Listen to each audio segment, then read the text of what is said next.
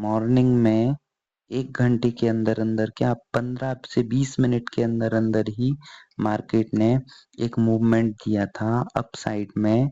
ये अपसाइड में ये जो मूवमेंट आया था, ये वाला, ये मूवमेंट जो आया, ये सारा का सारा मूवमेंट जो है मार्केट ने जो दिया, ये आधा घंटे के अंदर-अंदर दिया। 9 से 10 बजे के बीच में ये पूरा मूवमेंट 200 पॉइंट का मूवमेंट दे दिया। उसके बाद यहाँ ये देखिए, ये जो लेवल है 10 बजे के बाद से लेकर के और दोपहर में 2:30 बजे तक, 3 बजे तक भी इसी लेवल, इसी रेजिस्टेंस को मार्केट क्रॉस नहीं कर पाया। और इसके बाद ये यहाँ से ये जो फॉल आया, ये 15 से 20 मिनट का फॉल है ना? तो मैं आपसे कहना ये चाहता हूँ कि सारा का सारा खेल जो है वो ट्रेडर और ऑपरेटर के बीच का है। तो इस पूरे खेल में अगर स्मार्ट ट्रेडर बनना है तो अपन को क्या करना होगा, तो हमारे लिए तैयारी करनी होगी इस ट्रेंड से बचने की। ये जो अचानक अपसाइड गया ना बाजार और अचानक ये फिर यहाँ से डाउन साइड गया, इससे बचने के लिए अपन को क्या करना, हमें ऑपरेटर बनना बनेगा। हमें क्या बनना पड़ेगा? ऑपरेटर। अगर हम ऑपरेटर बन जाएंगे ना, तो हम उस चीज को समझ सकते हैं जो मार्केट हमें समझाना चाहता है। मतलब जिसके अकॉर्डिंग मार्केट मूवमेंट करता है, मार्केट ट्रेडर के अकॉर्डिंग मूवमेंट नहीं करता। अगर ट्रेडर के अकॉर्डिंग मूवमेंट करता तो सभी ट्रेडर को, ज्यादा से ज्यादा ट्रेडर को हो जाता फायदा। तो लॉस कौन लेता? जो कंपनी इतने बड़े सॉफ्टवेयर और इन सभी चीजों को हायर करके इतना बड़ा ये सिस्टम चला रहे हैं, वो अपने लॉस लेने के लिए इतना बड़ा सिस्टम नहीं चला रहे हैं। वो अपना सिस्टम इसलिए चला रहे हैं कि वो प्रॉफिट में जाए। तो जो चला रहा है, जो गेम के लिए खिला रहा है, वह जो है प्रॉफिट में ही जाएगा। उसको प्रॉफिट में जाना है तो कौन लॉस में जाएगा? तो ट्रेडर लॉस में जाएगा। इसीलिए जो डाटा निकल के आए, उन डाटा में ये निकल के आ रहा है कि 90%, 92-93% लोग इंट्राडे ट्रेडिंग में लॉस करते हैं और ओनली 7% और 10% लोग ऐसे होते हैं जो इंट्राडे ट्रेडिंग में पैसा कमाते हैं। अब जब ये डाटा निकल के आ रहा है तो ये बात स्पष्ट है कि किसी के पास बहुत अच्छी एक्यूरेसी भी होगी ना, तो भी इंट्राडे ट्रेडिंग में उसको पैसे कमाना बहुत मुश्किल काम है। ये क्यों? सीधी सी बात है, एक गेम खेलने वाला है और एक गेम खिलाने वाला है। खिलाने वाले के हाथ में सब कुछ है, उसके पास डाटा भी है, उसके पास सब सारी पोजीशंस का डाटा है कि किस कौन सी जगह पर कितनी पोजीशंस हैं और किस तरफ मूवमेंट लेने से कितना प्रॉफिट और कितना लॉस होगा। तो ये जो डाटा निकला है, वो डाटा 100% सत्य है, सही है, और उस डाटा को हम चेंज भी नहीं कर सकते। जिस दिन ये हो जाएगा कि 90% लोग प्रॉफिट कर रहे हैं और 7% लोग लॉस कर रहे हैं, तो फिर ये ट्रेडिंग, ये गेम ही बंद हो जाएगा पूरा का पूरा। तो हमें समझना क्या है? हमें समझना यह है कि अगर हमें उन 7% जो लोग हैं, हमें समझना यह है कि जो वो 7% लोग हैं, अगर उनकी कैटेगरी में हमें अपने आप को रखना है, तो इसके लिए हमें क्या करना पड़ेगा? इसके लिए हमारे लिए ये जो डाटा है, ये जो मार्केट के सपोर्ट और रेजिस्टेंस हैं, इन सबको समझना पड़ेगा। और देखिए दोस्तों, ये चार्ट है, ये चार्ट है प्रीवियस ट्रेडिंग डे का। इस दिन में सपोर्ट में निफ्टी ने 23,500 के आसपास सपोर्ट लिया था और 23,500 से ये बहुत स्पीड से इसने अपसाइड मूवमेंट दिखाया था। हमने ये देखा 9 बजे से 10 बजे के बीच में ही, इतने से टाइम में ही इसने लगभग 250 अंक, 250 पॉइंट जो है, इतना बड़ा बाउंस हम सभी को यहाँ पर दिखाया था। और इसके बाद फिर जब हमने देखा कि इवनिंग में 3 बजे के आसपास ये देखिए ये फॉल आया है, ये 15 मिनट में आया। कितने टाइम में? 15 मिनट में, है ना। तो ये 15 मिनट में जो फॉल आया है, ये फॉल ने क्या किया, लोगों की जो ऊपर की पोजीशन थी वहां से लोगों को फिर से परेशान कर दिया। और ये जो फॉल आया, ये बहुत तगड़ा मूवमेंट था। ये 15 मिनट के अंदर, 20 मिनट के अंदर जो बाजार में फॉल आता है ना, या बाजार में अपसाइड जाती है 15 से 20 मिनट के अंदर, इसका एक बहुत बड़ा साइकोलॉजी मतलब होता है। अगर ये जो फॉल जो है, ये हमारे लिए ये दिखाता है कि यहाँ से जो लेवल अब ब्रेक किया है बाजार ने, ये जो लेवल अब ब्रेक किया है, ये लेवल बहुत दिन के लिए एक रेजिस्टेंस लेवल बन जाएगा। और इसके पीछे की कहानी ये है कि ये जो लेवल है ये कनेक्ट है यहाँ से 23,750। तो 23,750 पर ऐसा क्या हुआ कि ये मूवमेंट तो 20 मिनट में, 15 मिनट में, 1 घंटे में आ गया, लेकिन इस लेवल को क्रॉस करने में बाजार ने पूरा दिन लगा दिया।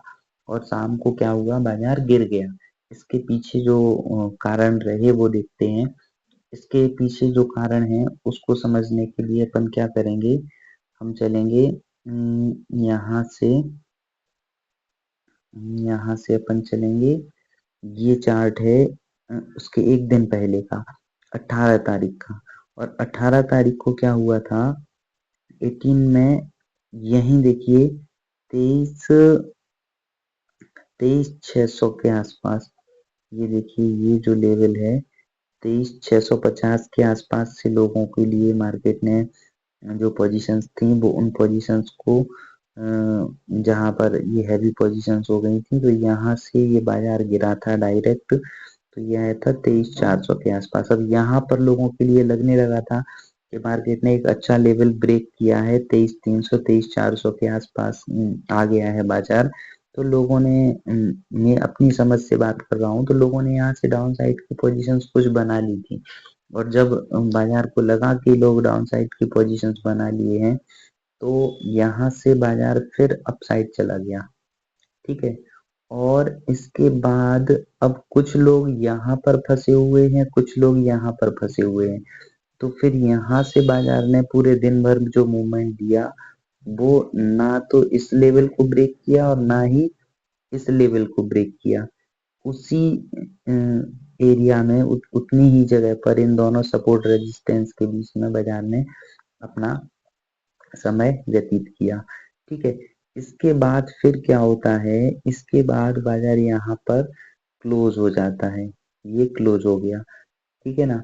अब इसके बाद मार्केट को जो मूवमेंट देना था, ये पोजीशंस भी है, ये पोजीशंस भी है, क्लोजिंग यहाँ पर हो गई, तो जो यहाँ की पोजीशंस थी वो भी कट गई, यहाँ की पोजीशंस भी कट गई। ये दोनों लेवल की पोजीशंस इंटरडे वाले जो थे वो सारे के सारे जो प्लेयर थे वो बाहर हो गए, ठीक है।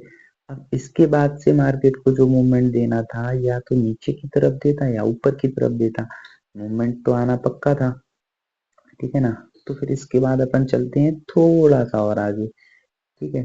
थोड़ा सा और आगे जब अपन चलेंगे तो हमने देखा इसके प्रीवियस डे में क्या हुआ था। इसके प्रीवियस डे में भी यही सपोर्ट रेजिस्टेंस था, देखिए 23,700 के, 23,680 23,700 के आसपास का, ठीक है ना।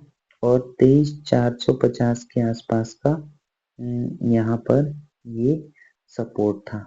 पूरे दिन की यही पोजीशंस थी, ठीक है। अब देखिए कनेक्ट करते जाइए, वीकली एक्सपायरी होती है निफ्टी में, और वीकली एक्सपायरी में क्या होता है, अपन ने डाटा हम सभी ने पढ़े हैं कि 90% लोग जो है वो लॉस करते हैं, 6 7 10% लोग ऐसे हैं जो प्रॉफिट करते हैं। बाकी प्रॉफिट कहाँ जाता है वो सब आपके लिए पता है कि कोई ना कोई बड़ी कैपिटल वाले और कुछ ऐसे लोग जो मार्केट के ये बहुत अच्छे से समझते हैं, वो अपना पैसा बनाते हैं। तो जो हम जैसे लोग हैं जिनके लिए मार्केट की समझ कम है, और हमारे भी टारगेट जो है वो सबके उद्देश्य बड़े बड़े हैं, तो उनके लिए मैं ये बात कहना चाहता हूँ कि हमारे लिए ये लेवल पढ़ना चाहिए, हमें ये लेवल समझना चाहिए, और इनके मूवमेंट के अकॉर्डिंग देखना पड़ेगा। उसके पहले दिन का भी ये चार्ट था, उसके पहले दिन भी देखिए ये 23,900 23,800 से मार्केट अचानक गिरा था और बहुत तगड़ा फॉल यहाँ से अपन ने देखा था। तो हमें ये समझना है कि ये सब कुछ चल क्या रहा है, ये सब कुछ ये है। देखिए आप, अक्टूबर से ये ट्रेंड क्या हुआ बाजार का, जो बुलिश ट्रेंड था ना, उसके लिए ये मार्केट ने यहाँ से क्या किया, यहाँ से ये कुछ समय के लिए देखिए, कभी भी बाजार जो है एक दिशा में हमने बहुत समय से नहीं देखा था 10% का फॉल। तो जब पोजीशन सब लोगों की जब 25,000 को भी बाजार पार कर गया तो लोग ये सोच रहे थे कि और कितना जाएगा। तो 25,000 को पार करके मार्केट उसके ऊपर सस्टेन कर गया काफी टाइम, 26,000 को भी पार करने लगा। तो जिनकी डाउन साइड की पोजीशंस थी लगभग वो लोग क्या किए, डाउन साइड की पोजीशंस जिन्होंने सेल करके रखा था बाजार को, शॉर्ट करके रखा था, उनका धैर्य टूटने लगा और उन्होंने शायद अपनी पोजीशंस ऊपर के लेवल पे स्क्वायर ऑफ कर दी होगी। उनकी पोजीशंस को स्क्वायर ऑफ कराने के बाद मार्केट ने वहां से कंटिन्यू 26,500 के लेवल से ये फॉल दिखाया है। इसमें बड़े बड़े जो इन्वेस्टर हैं उनके भी पोर्टफोलियो, उनकी भी स्थितियां यहाँ 26,500 वाली और आज की इस डेट की स्थिति को जब अपन देखेंगे तो उनके पोर्टफोलियो में बहुत चेंज आ गए हैं। ठीक है, तो लेकिन इन्वेस्टर के लिए लॉस बहुत कम होते हैं क्योंकि इन्वेस्टर गिरावट से डरता नहीं है। इन्वेस्टर को गिरावट क्या होती है, मौका होता है, और जैसे ही मार्केट नीचे गिरता है तो वो अपनी पोजीशन को और ज्यादा बनाता है ना।